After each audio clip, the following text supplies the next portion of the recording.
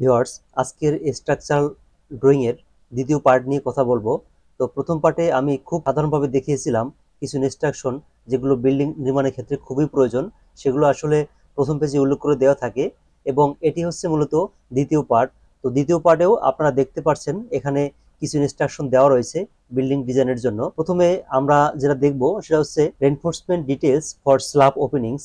এখানে বলা হচ্ছে আমরা যখন কোনো একটি স্ল্যাব কাস্টিং করি এবং কাস্টিংয়ের মধ্যবর্তী একটি অংশে ভয়েড রাখার প্রয়োজন পড়ে, তো সেখানে রেনফোর্সমেন্টের ডিজাইনটা কীরকম হবে এবং প্র্যাকটিক্যাল ক্ষেত্রে আমরা সেখানে রড কিভাবে ইউজ করব, কত মিলি রড ইউজ করব এবং স্পেসিংটা কিভাবে হবে, এই সমস্ত কিছু কিন্তু এখানে উল্লেখ করে দেওয়া হয়েছে। তো এটি হচ্ছে একটি ভয়েড এবং ভয়েডের চারপাশে যে আমরা এই দাগগুলো দেখতে পাচ্ছি সেগুলো হচ্ছে রড। তো এই রডগুলো মূলত যখন আমরা কোনো একটি স্ল্যাবের মধ্যবর্তী অংশে এভাবে ফাঁকা রাখবো কিংবা ভয়েড রাখবো, তখন কিন্তু আমাদের এই রডগুলো দেওয়ার প্রয়োজন পড়বে এক্সট্রা ভাবে। এর নিম্নবর্তী অংশে আপনারা কিছু ইনস্ট্রাকশন দেখতে পাচ্ছেন। এগুলো হচ্ছে এই যে রডগুলো আপনি ইউজ করবেন এরই কিছু ইনস্ট্রাকশন। আপনি কত মিলি রড ইউজ করবেন, স্পেসিংটা কিভাবে হবে এবং সেই রডের প্লেসমেন্টটা কিভাবে হবে, এর বিস্তারিত কিন্তু এই নিচে দেওয়া হয়েছে।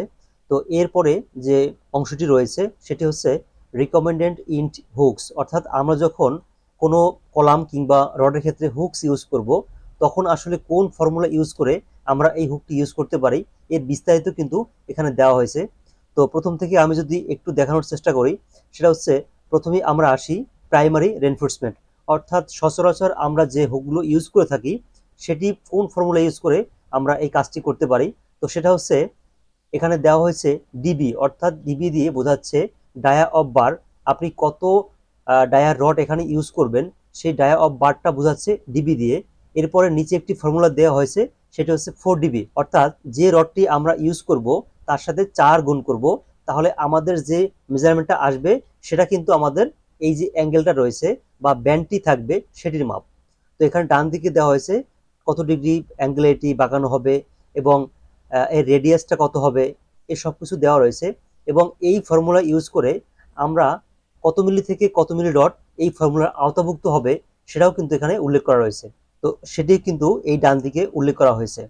এরপরে নিচে যে অপশনটি আছে সেটা হচ্ছে টাই অথবা স্ট্র্যাপের জন্য প্রযোজ্য। তো আমরা জানি যখন আমরা একটি কলামের স্ট্র্যাপ তৈরি করব তো তখন কিন্তু আসলে আমাদের কিছু মেজারমেন্টের প্রয়োজন পড়ে, এটা কলাম ভেদে তারতম্য ঘটে। তো সেই সূত্রটা কিন্তু একই থাকে। তো সেই ফর্মুলাটা হচ্ছে 6 ডিবি, অর্থাৎ এখানে 6 এর সাথে আমরা যে রডটি ইউজ করব বা যে মিলি রডটি ইউজ করব তার সাথে 6 গুণ করলে পরে যে মেজারমেন্টটা আসবে সেটি হচ্ছে এই যে হুকের এক্সটেনশন যে রডটি রয়েছে সেটি। এবং সহজভাবে বলতে গেলে এখানে উল্লেখ রয়েছে 75 মিলিমিটার, অর্থাৎ এখান থেকে আমাদের যে ব্যান্ডটি হবে সেটা হবে 75 মিলিমিটার অথবা 3 ইঞ্চি। এই যে হুকটি আমরা ইউজ করব এটি সাধারণত 6 মিলি থেকে 12 মিলি রড দিয়ে এই স্ট্র্যাপটি হয়ে থাকে, সেটিও কিন্তু ডান দিকে উল্লেখ করা রয়েছে। এরপরে নিচে যে অংশটি রয়েছে সেটি হচ্ছে প্রাইমারি রেনফোর্সমেন্ট। তো এটা আমরা কখন ইউজ করব, তো আমরা যখন কলামের মাটাম করব তখন আসলে এই ফর্মুলাটা আমরা ইউজ করব। তো এখানে দেওয়া হয়েছে 12 ডিবি, অর্থাৎ আমরা যে কলামের রডটি ইউজ করব তার সাথে 12 গুণ করলে যে মেজারমেন্টটা আসবে সেটি কিন্তু হবে আমাদের কলামের মাটাম। তো এইভাবে কিন্তু স্ল্যাবের মাটামও দেওয়া হয়েছে, আপনারা চাইলেই দেখে নিতে পারেন। এরপরে যে অংশটি রয়েছে এটি হচ্ছে এডিশনাল বার এবং ফেস্টারিং বার ইন ভীম। ভীমের রডের প্লেসমেন্টটা কিভাবে হবে সেটি এখানে শর্ট আকারে দেওয়া হয়েছে। এবং নিচে এই যে কলামটি উল্লেখ রয়েছে সেটি হচ্ছে হুক। তো আমরা জানি যখন একটি কলাম আমরা তৈরি করে থাকি তো সেখানে এক্সট্রা কিছু হুকের প্রয়োজন পড়ে। তো সেটি হতে পারে 2টি রড নিয়ে, আবার 4টি রড নিয়ে। তো সেটি আমরা কিভাবে ইউজ করব এবং এর সেন্টার টু সেন্টার কত হবে সেটিও কিন্তু এখানে উল্লেখ করা দেওয়া হয়েছে। তো এখানে দেখতে পেয়েছেন যে এখানে 600 মিলি সেন্টার টু সেন্টার পরপর আমার কিন্তু এই রডটি ইউজ করা হয়েছে এবং এই রডের ডিজাইনটা কিভাবে হবে সেটাও এখানে উল্লেখ করে দেওয়া আছে। এরপরে যদি আমরা একটু লক্ষ্য করি তো এটা হচ্ছে কলাম স্পেস লোকেশন, অর্থাৎ আপনি কোন জায়গায় কলামের ল্যাপিং দিবেন সেটাই কিন্তু এখানে উল্লেখ করা হয়েছে। তো আমরা জানি একটি কলামের সর্বোচ্চ বেন্ডিং মোমেন্ট কোথায় থাকে, সেটা হচ্ছে ফ্লোর থেকে L/4, অর্থাৎ নিচ থেকে এবং টপ থেকে দুই জায়গা থেকেই L/4 এর মধ্যে কিন্তু আমরা কোনোভাবেই ল্যাপিং দিতে পারবো না। এটা কিন্তু খুব মারাত্মক একটি ভুল। তো এই জায়গাটা বাদে আমরা কোথায় ল্যাপিং দিব সেটা হচ্ছে মিডল পয়েন্টে। তো এখানে সেটি উল্লেখ করা হয়েছে যে এই এই যে মিডল পয়েন্টটি রয়েছে এখানে কিন্তু আমরা ল্যাপিং দিব। এবং এখানে ল্যাপিং দেওয়ার কিছু নিয়ম রয়েছে, সেটা হচ্ছে আপনি একটি জায়গায় 50%-এর বেশি ল্যাপিং কিন্তু দিতে পারবেন না। অর্থাৎ এই জিনিসটি আপনাকে অবশ্যই ফলো করতে হবে যে আমি এক জায়গায় 50%-এর অধিক ল্যাপিং দিতে পারবো না। সেক্ষেত্রে যে নিয়মটি আপনি ফলো করতে পারেন সেটা হচ্ছে একটি ফ্লোরে 50% এবং অপর একটি ফ্লোরে 50%, তাহলে কিন্তু আপনার কাজটি সুন্দরভাবে হয়ে গেল। এই ভুলটি কিন্তু ম্যাক্সিমাম কনস্ট্রাকশন সাইটে করে থাকে। যখন আমরা ল্যাপিং দেই তখন কিন্তু গতানুগতিক নিয়ম ধরেই একটা ল্যাপিং চলে আসছে সেটা দিয়ে থাকে, কিন্তু তাতে দেখা যাচ্ছে আমার একটি ফ্লোরের ভিতর সবগুলো ল্যাপিং পড়ে যাচ্ছে।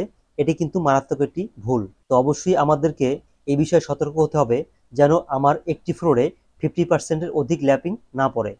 তো এখানে আমরা দেখতে পাচ্ছি যে এখানে একটি সুন্দর একটি বিষয় উল্লেখ করে দেওয়া হয়েছে, সেটা হচ্ছে ভীম কলাম জয়েন্ট। তো আমরা এই ভুলটি সচরাচর করে থাকি যে অনেকেই রয়েছেন ভীম এবং কলামের জয়েন্টে ল্যাপিং দিয়ে থাকেন। তো এটা মারাত্মক একটি ক্ষতিকর দিক। আপনারা না বুঝে না জেনে এরকম সিদ্ধান্ত নিয়ে থাকেন বা এরকম ভুলগুলো করে থাকেন, তো এটি কখনো করা যাবে না। ভীম এবং কলামের যে জয়েন্টটি রয়েছে সেটা কখনোই ল্যাপিং ইউজ করা যাবে না। অবশ্যই L/4 বাদ দিয়ে ল্যাপিং এর যে নির্দিষ্ট মাপ দেওয়া থাকবে কিংবা নির্দিষ্ট জায়গা উল্লেখ করা থাকবে সেখানে ল্যাপিং দিতে হবে। তো দর্শক, এই ছিল পার্ট 2, এবং পরবর্তীতে পার্ট 3-তে আমরা কলামের বিস্তারিত নিয়ে আলোচনা করব। আর এই চ্যানেলটি যারা এখনো সাবস্ক্রাইব করেননি তারা অতি দ্রুত চ্যানেলটি সাবস্ক্রাইব করে চ্যানেলের সাথেই থাকুন এবং নিত্য নতুন ভিডিও উপভোগ করুন। ধন্যবাদ।